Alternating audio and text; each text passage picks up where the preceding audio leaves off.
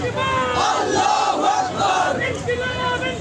জিন্দাবাদ জিন্দাবাদ জিন্দাবাদ জিন্দাবাদ। হাদি হাদি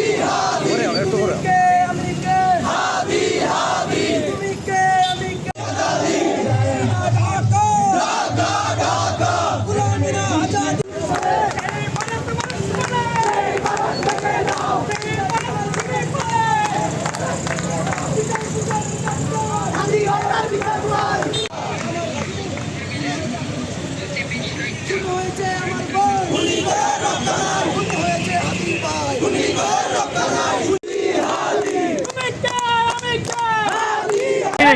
শহীদ শরীফ উসমান হাদি ভাই আজ দীর্ঘ এক সপ্তাহ হয়ে গেছে তার গুলিবিদ্ধ হওয়ার পর থেকে এখন গতকাল পরশুদিন তাকে দাফন করা হয়েছে, কিন্তু এখনো পর্যন্ত রাষ্ট্রের বাহিনী এবং রাষ্ট্র এবং যেই মন্ত্রণালয় রয়েছে তারা এখনো পর্যন্ত সন্ত্রাসী বা খুনিদের ব্যাপারে কোনো তথ্য নিশ্চিত করতে পারে নাই। তারা এখনো পর্যন্ত বিভিন্ন নাটক সাজাচ্ছে। আমার ভাই কবরে চলে গেছে এই বাংলাদেশের সার্বভৌমত্ব রক্ষা করার জন্য, এই বাংলাদেশের সর্ব মানুষের কণ্ঠস্বর হয়ে উঠেছিল। কিন্তু আমরা দেখতে পেয়েছি যে গতকাল তারা যে প্রেস ব্রিফিং করেছে তারা সেখানে নাটক সাজাচ্ছে। তারা জানে, বলতেছে তারা খুনি কোথায় তারা জানে না, এটা কৌশল মাত্র। বন্ডামি বন্ধ করে দাও, তার বাহানা বন্ধ করে দাও। আমরা চাই খুনিদেরকে জীবিত আমাদের সামনে এনে শাস্তি নিশ্চিত করতে হবে। এবং প্রধান উপদেষ্টাকে বলতে চাই, আপনি আমরা দেখেছি ওই দিন জানাজার মধ্যে আপনার অসহায় করুণ চেহারা। আপনি জাতির কাছে খুলে বলুন কোন জুজুর বয় দেখিয়ে আপনার কোমর ভাঙা হয়েছে?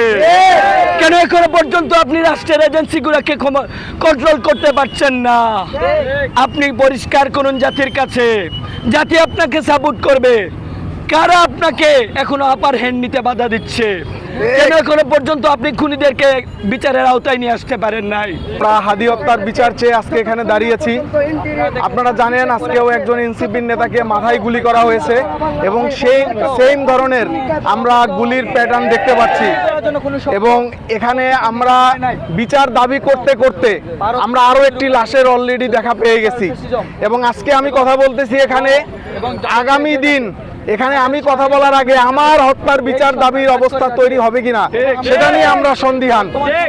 অতএব আমি একটু আগে আমরা দেখলাম যে আমাদের আইন উপদেষ্টা যেটা বললো দ্রুত বিচার ট্রাইব্যুনালে এটার বিচার করা হবে। এই কথা যাতে কথার ভিতরে সীমাবদ্ধ না থাকে, এই কথা যাতে বাস্তবায়ন আমরা দেখতে পাই। এবং আমি খুব স্পষ্ট যে কথাটা বলতে চাই সেটা হচ্ছে ভারতীয় আধিপত্যবাদের ক্ষেত্রে আমাদের অবস্থান স্পষ্ট।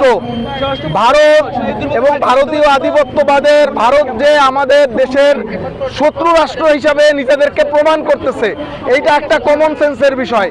এখন দুঃখের বিষয় হচ্ছে common sense is not common. এবং এই জায়গা থেকে আমরা প্রমাণ করতেছি ভারত তাদের কার্যক্রমের মাধ্যমে, তাদের বিভিন্ন উস্কানিমূলক কথাবার্তার মাধ্যমে, আমাদের দেশের ইন্টারনাল রাজনীতিতে তাদের ইন্টারফেয়ারের মাধ্যমে তারা প্রমাণ করে দিচ্ছে যে বাংলাদেশের সাথে তারা বন্ধুত্বপূর্ণ যে সম্পর্ক সেই সম্পর্ক কন্টিনিউ করে যেতে চায় না। এবং আমাদের জায়গা থেকেও আমরা স্পষ্টভাবে বলে দিতে চাই ভারতের সাথে আমাদের সম্পর্ক হবে ন্যায্যতার। আমাদের যেরকম ভারতকে দরকার একইভাবে ভারতকেও প্রতিবেশী দেশ হিসাবে আমাদের দরকার। এই বিষয়ে বিন্দুমাত্র কোনো ছাড় হবে না। এক হাদি আমাদের ভিতর থেকে চলে গিয়েছে, একভাবে আমরা একজন একজন করে আমাদের জীবন দিতে রাজি আছি। কিন্তু পরিস্থিতি যদি এরকমই দাঁড়ায় তাহলে জীবন আমরা যেভাবে দিতে পারি, জুলাই যেভাবে জীবন দিয়ে আমরা প্রমাণ করেছি, আমাদেরকে জীবন নেওয়ার জন্য বাধ্য করবেন না। পরিস্থিতি যদি আমাদের ওইভাবে চলেই যায়, আমরা তো আর বসে বসে রবীন্দ্রসঙ্গীত গাবো না। আমরা বসে বসে কোনোদিনও রবীন্দ্রসঙ্গীত গাবো না। আমরা নজরুলের সেই বিদ্রোহী রণক্রান্ত হয়ে রণে ফিরে আসবো ইনশাআল্লাহ।